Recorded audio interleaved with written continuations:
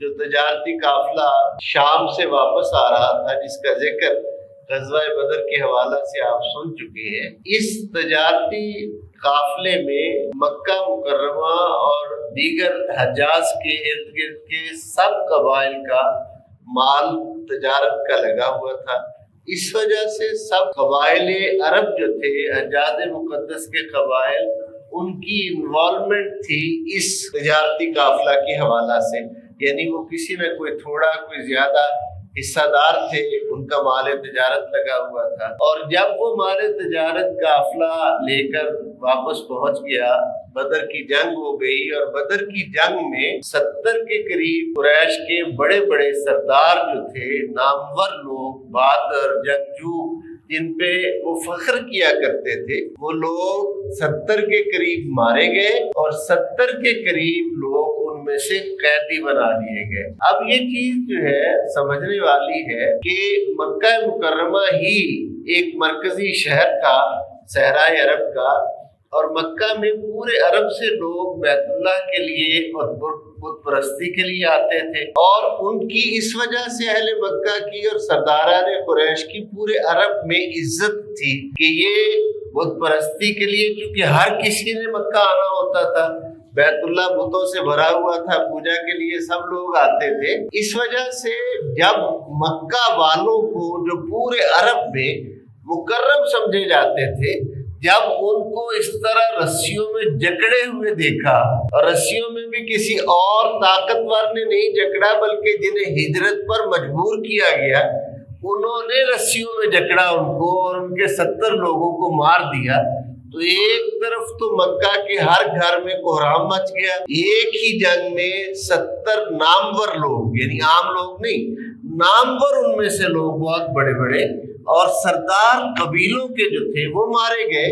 اور دوسری طرف 70 جو تھے وہ قید ہو گئے۔ اب یہ قید ہونا، قیدی تو صرف قید کی اذیت سہتا ہے، لیکن در حقیقت پورے خاندان کے لیے، قریش کے لیے، جن لوگوں کے ساتھ وہ جنگ میں گئے تھے، ان سب کے لیے یہ بہت زیادہ رسوائی اور ہزیمت کا باعث تھا کہ ان لوگوں کو قید کروائے ہو تم، جن لوگوں کو جنگ کے لیے ساتھ لے کر گئے تھے۔ اب آپ اس نقطے کو پوری طرح اپنے ذہن میں فوکس کریں اور سوچیں کہ اس کے بعد اگر مسلمانوں سے بدلہ لینے کا پلان وہ نہ بنائیں اور بدلہ لینے کی کوشش نہ کریں، اور اپنے مقتولین کا خون بہا یا اس کا بدلہ انتقام نہ لیں، اور جو قید ان کے ہوئے ہیں ان کو چھڑائیں نہ اور ان کا بدلہ نہ لیں، تو کیا ان میں سے کسی کو چین کی نیند آ سکتی تھی؟ کیا ان میں سے کسی کو سکون آ سکتا تھا؟ کیا وہ لوگ اپنے ان باتوں کا، اپنی یہ جو ان کے منہ پہ کالک ملی گئی تھی، کہاں وہ سارے عرب کے لیے بڑے محترم تھے، کہاں یہ کالک ملی گئی کہ جن کو مکہ سے نکلنے پر مجبور کیا، اسی اسلام کے بانی عظیم المرتبت اللہ کے رسول اور سلطان الانبیاء اور ان کے پر ایمان لانے والوں کے ہاتھوں سے وہ خائب و خاسر ہوئے، اور انہی کی وجہ سے وہ آج انہیں یہ دن دیکھنا پڑا کہ پورے عرب میں ان کی بلا شرکت غیر جو حکمرانی تھی، اس بلا شرکت غیر حکمرانی اور احترام پر بہت بڑی چوٹ لگی تھی۔ آپ حضرات کو میں نے سورہ قریش کے حوالہ سے یہ بتایا تھا کہ یہ حضرت ہاشم حضور صلی اللہ علیہ وآلہ وسلم کے پردادا، ان کی یہ شان تھی، انہوں نے اپنے مبارک دور میں یمن اور شام کے بادشاہ جو تھے ان سے مکہ مکرمہ کے لیے، اپنے خاندان قریش کے لیے تجارتی سفر اور اجازت نامے جو تھے وہ لیے تھے کہ تمہارے بازاروں میں آ کر مکہ والے اپنا سامان تجارت سیل کریں گے، بیچیں گے۔ انہوں نے اجازت نامے دیے ان کے اثر و رسوخ کی وجہ سے،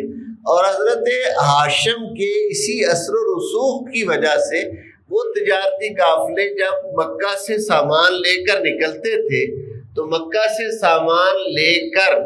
جاتے ہوئے پورے عرب میں کوئی ان کے قافلوں پر ڈاکو حملہ نہیں کرتے تھے کہ یہ جو کعبہ کے خادم ہیں یہ ان کے قافلے ہیں، کیونکہ سب نے بت پرستی کے لیے آنا ہوتا تھا، سب کو پانی پلاتے تھے، کھانا کھلاتے تھے، ٹھہراتے تھے، مہمان نوازی کرتے تھے، تو سب کو ان کا یہ لحاظ رکھنا پڑتا تھا، عرب کے قزاقوں اور ڈاکوں کو بھی، کہ اگر ان کو نقصان، ہم ان کا قافلہ لوٹیں گے تو کل کو ہم ان کے ہاں کس منہ سے جائیں گے۔ اب اسی بات کو اللہ رب العزت نے سورہ قریش میں بطور احسان ذکر کیا ہے، حضرت ہاشم کی اس شان کو اور حضرت عبد المطلب کی اس شان کو سورہ قریش میں اللہ نے ذکر کیا ہے۔ بسم اللہ الرحمن الرحیم، لإیلاف قریش ایلافہم رحلۃ الشتاء والصیف، اے گروہ قریش، تمہارے لیے سردی اور گرمی کے سفر جس ذات نے مانوس کر دیے، تمہارے لیے سردیوں میں یمن اور حبشہ کا سفر اور گرمیوں میں شام کا سفر، مال تجارت کے، تم بھوک سے مر رہے تھے، تمہارے لیے یہ یمن، شام اور حبشہ کے سفر سردی اور گرمی کے جس نے تمہارے لیے سہل کر دیے، آسان کر دیے، فَلْيَعْبُدُوا رَبَّ هَذَا الْبَيْتِ الَّذِي أَطْعَمَهُم مِّن جُوعٍ، تو تم اس پروردگار کی عبادت اس گھر کے رب کی، یعنی مکہ کے بیت اللہ کے رب کی، جس کا وہ گھر ہے، فَلْيَعْبُدُوا رَبَّ هَذَا الْبَيْتِ، بس تم عبادت کیوں نہیں کرتے اس رب کی جو اس گھر کا رب ہے، اطعمہم من جوع، جس نے تمہیں بھوک میں کھلایا، وآمنہم من خوف، اور تمہیں خوف میں امن عطا فرمایا۔ اب بھوک میں کھلانا حضرت ہاشم کی شان ہے اور خوف میں امن عطا کرنا حضرت عبد المطلب کی شان ہے، کہ جب ابرہہ نے حملہ کیا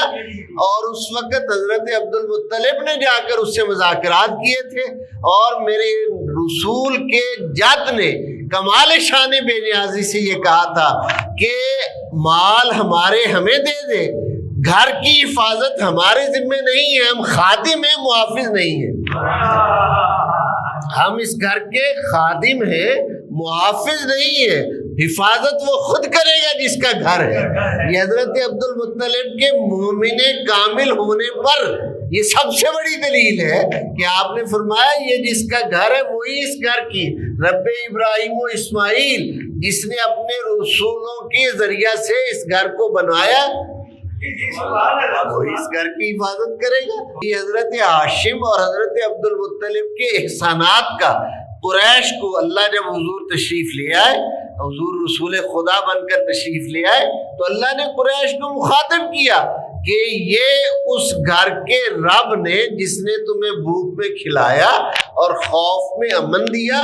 اس گھر کے رب نے اسے اپنا رسول بنا کر بھیجا ہے، تو تم اس رسول کے ذریعے اس رب پر ایمان کیوں نہیں لاتے؟ یہ اس کا بیسک کنسیپٹ ہے سورہ قریش کا۔ قریش سے خطاب فرمایا اللہ تعالیٰ نے، یعنی ان کے قافلوں کو، جو آج کی متعلقہ گفتگو کا جملہ ہے اسے سب ذہن میں رکھیے،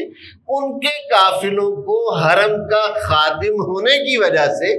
ڈاکو بھی صحرا میں نہیں لوٹتے تھے، بے خطر جاتے تھے۔ کوئی اگر آتا بھی تھا جتھا تو اس کے لیے فقط یہ کہنا کافی تھا کہ ہم حرم کے خادم ہیں، ہم بیت اللہ کے خادم ہیں، ہم مکہ کے وہ لوگ ہیں، یہ قافلہ ان لوگوں کا ہے جو لوگ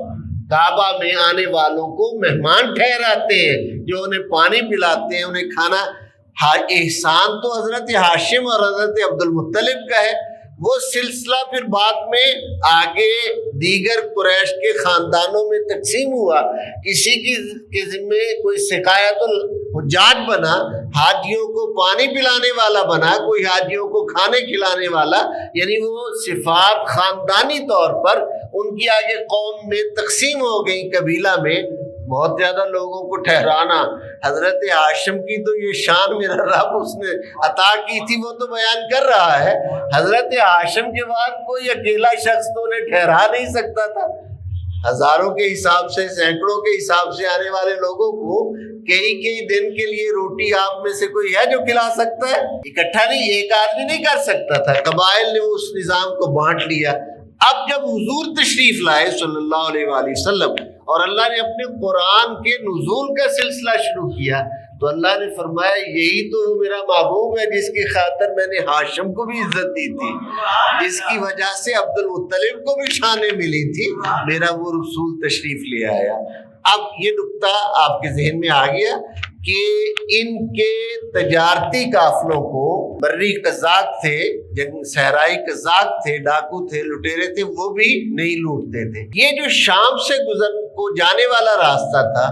یہ یثرب کے قریب سے اس کی مرکزی شاہراہ تھی۔ کہاں سے؟ یثرب، مدینہ کا پہلا نام، یثرب کے قریب سے گزرنے والا راستہ تھا، یعنی یثرب کے رہنے والے آسانی کے ساتھ شام جانے اور آنے والے قافلوں کو لوٹ سکتے تھے۔ ایزی اپروچ تھا یثرب کے باشندوں کے لیے۔ یہاں چونکہ جنگ ہو گئی بدر میں، اب ان کو قریش مکہ کو سب سے زیادہ فکر یہ تھا کہ ایک تو اپنے مقتولین کا بدلہ لینا ہے۔ قیدی تو حضور رحمت عالمین صلی اللہ علیہ وآلہ وسلم نے فدیہ لے کر کچھ کو معاف کر کے چھوڑ دیا، اور اب یہ چیز ان کے لیے باعث اذیت تھی کہ قیدی تو ہمارے چھوٹ گئے، لیکن ایک ہزیمت، ایک رسوائی، اپنے مقتولین کا انتقام لینا۔ دوسرا، اگر مدینہ کی ریاست جو حضور کی تشریف آوری سے قائم ہوئی ہے، اگر یہ اسی طرح ترقی پذیر رہتی ہے تو ہمارے تجارتی قافلے تو فار ایور غیر محفوظ ہو گئے۔ سمجھ میں آئی یہ بات؟ فار ایور غیر محفوظ ہو گئے، ہمیشہ کے لیے ہم حفاظت کا مسئلہ رہا، جو کہ اس سے پہلے ہمیں کبھی نہیں ہوتا تھا، ہم آزادی سے آتے جاتے تھے۔ ان کے ساتھ جنگ کر کے اب ہم نے یہ طاقت پکڑ رہے ہیں یہاں، اور ہمارے لیے یہ مسئلہ ہے کہ ہمارا تجارتی قافلے غیر محفوظ ہو گئے۔ جس ہاشم دا یہ احسان ہے اسے دے پوترے نال جنگ پہ کر دے۔ سمجھ آئی گل دی کہ کوئی نہیں آئی؟ یہ اس کے احسان کو مانتے ہوتے تو حضور علیہ السلام کے سامنے سر جھکا کے کھڑے ہوتے۔ اعلان نبوت سے پہلے تو سارا مکہ حضور آنکھوں کا تارا تھے، صادق اور امین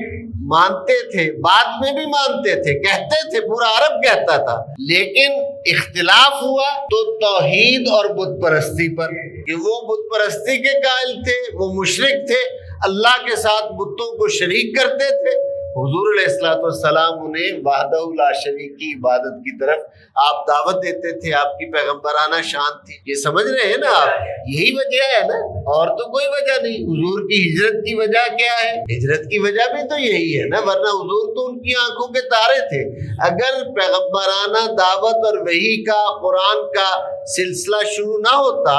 توحید کی دعوت حضور لے کر نہ آتے،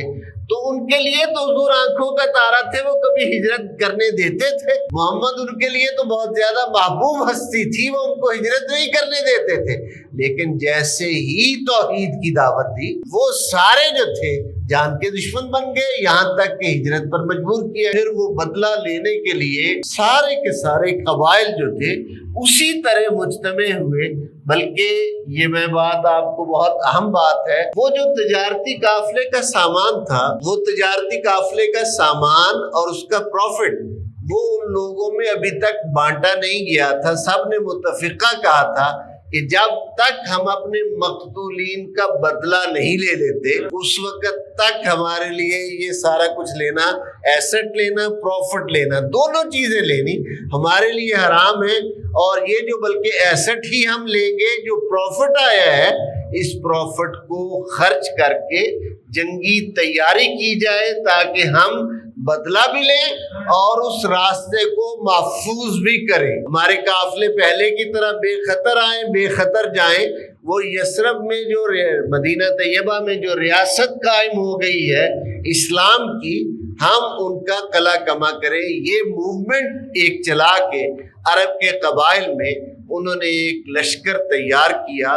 اور 3000 پر مشتمل یہ لشکر تھا۔ چونکہ ہر قبیلے کا اس میں ذاتی دلچسپی تھی، اور ان میں پیش پیش وہ لوگ تھے جن کے خاندان کے لوگ مارے گئے تھے۔ پیش وہ تھے، انہیں اس بات کا دکھ تھا، لوگ انہیں تانے دیتے تھے، عورتیں انہیں تانے دیتی تھی گھروں میں کہ گئے ہو تو اپنے باپ کو مروا آئے ہو، اپنے چچا کو مروا آئے ہو۔ اس لیے میں زیادہ اس پہ گفتگو نہیں کرتا، صرف ایک دو جملوں سے آپ کو منظر سمجھانے کی کوشش کرتا ہوں کہ اس مرتبہ بدر کی بجائے اس مرتبہ احد کے لیے جو لشکر تیار ہوا ان میں باقاعدہ ایک خواتین کی کھیپ جو تھی وہ بھی تیار کی گئی، اور جن لوگوں کی جن گھروں کے وہ مرد مارے گئے تھے، کوئی اس کی بیوہ، کوئی اس کی بیٹی، کوئی اس کی ماں، یعنی ان کی خواتین جو تھیں ان کو ساتھ لیا گیا کہ وہ اپنے جوانوں کا حوصلہ بھی بڑھائیں، کوئی کمزوری دکھائے تو اسے آر دلائیں، تاکہ کوئی پیچھے مڑ کر نہ آئے بلکہ بدلہ لے کر واپس لوٹے۔ یعنی 3000 کا لشکر مردوں کا اور پیچھے 7 خواتین جو تھیں ان کی ایک تعداد بھی احد کے میدان کے لیے، غزوہ احد کے لیے، وہ تو آئے تھے نا مدینہ پر حملہ کرنے کے لیے۔ حضور علیہ السلام نے اس کی تدبیر یہ فرمائی کہ آپ نے احد پہاڑ کی طرف پیش قدمی کی، اور پیش قدمی کرتے ہوئے احد پہاڑ کو اپنی پشت پر رکھا، یعنی ایک طرف سے بیک جو تھی، پشت جو تھی، اس کو محفوظ کیا، اور آگے میدان جو تھا اس میدان میں کفار کا مقابلہ کرنا تھا۔ یہاں ایک بہت بڑی جنگی حکمت عملی کے تحت اس میں ایک درہ تھا، ایسے ایک راستہ تھا، یعنی جس کی اونچائی باقی احد پہاڑ سے کم تھی۔ اس درہ پر حضور علیہ السلام نے 50 تیر انداز صحابہ کرام کو مقرر کیا کہ اگر ادھر سے کوئی چڑھ کر حملہ کرنے کے لیے آئے تو تم اس پر تیر برساؤ اور اسے نیچے واپس اترنے پر مجبور کر دو، تاکہ ادھر سے لشکر اسلام پر، چونکہ مجاہدین نے آگے جنگ میں مشغول ہونا ہے تو ان کی کمر کو ایک تو احد پہاڑ مضبوط کیے ہوئے ہیں، اور دوسرا جہاں سے خدشہ تھا کہ یہ ایک راستہ بنتا ہے عقب سے حملہ کرنے کا، وہاں 50 تیر اندازوں کی ایک جماعت جو تھی اس کو مقرر کیا گیا۔ یہ باقاعدہ سیرت نبوی کا باب ہے، ایک چیپٹر ہے، جمادات کی حضور سے محبت، پتھروں کی حضور سے محبت، جمادات سے کی حضور سے صلی اللہ علیہ وآلہ وسلم سے محبت۔ یہ باقاعدہ سیرت کا ایک باب ہے، اس میں کئی 20 احادیث ہیں، اس میں بہت سارا سیرت کی کتب کا مواد ہے۔ ان میں سے آج کے متعلقہ جو بات ہے وہ میں آپ کو عرض کیے دیتا ہوں کہ حضور صلی اللہ علیہ وآلہ وسلم نے فرمایا احد پہاڑ ہم سے محبت کرتا ہے، اور ہم بھی احد سے محبت کرتے ہیں، ہم بھی احد سے محبت کرتے ہیں۔ یعنی اب وہ جمادات کے حوالہ سے، پتھر ہونے کے حوالہ سے، وہ تو اللہ نے اسے خلق کیا جیسے اسے بنایا، لیکن اس کی حضور صلی اللہ علیہ وآلہ وسلم سے محبت جو ہے، ہمارا انہی ایام میں احد کی فضیلت کے حوالہ سے ایک پروگرام تھا، تو اس میں آج کل جو ہمارے میزبان ہیں ڈاکٹر معین نظامی صاحب، انہوں نے ایک بڑا خوبصورت جملہ اس وقت کہا تھا۔ انہوں نے کہا جب میرے آقا یہ فرمائیں کہ احد ہم سے محبت کرتا ہے اور ہم اس سے محبت کرتے ہیں، تو میں یہ کیوں نہ کہوں کہ یہ پہاڑوں کا اویس ہے اور پہاڑوں کا بلال ہے۔ یعنی جیسے انسانوں میں سے حضرت بلال اور حضرت اویس قرنی حضور سے عشق کرتے ہیں اور حضور ان سے پیار کرتے ہیں، تو میں یہ کیوں نہ کہوں کہ یہ احد جو ہے یہ پہاڑوں کا اویس اور بلال ہے، جو حضور سے محبت کرتا ہے اور حضور اس سے محبت کرتے ہیں۔ تو یہ ایک باقاعدہ بڑا وسیع باب ہے۔